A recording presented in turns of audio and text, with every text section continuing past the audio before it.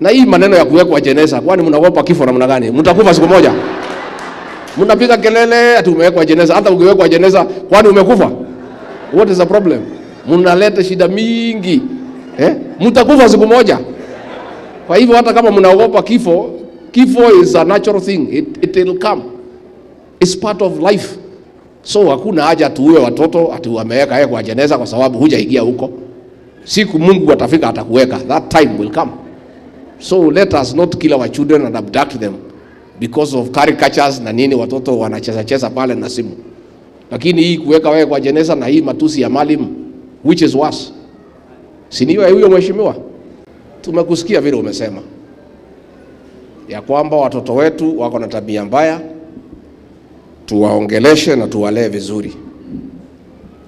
Tutafanya hivyo rais.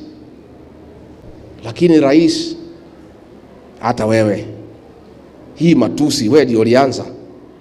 Si ulisema tuko na mapepo? Si ni alisema?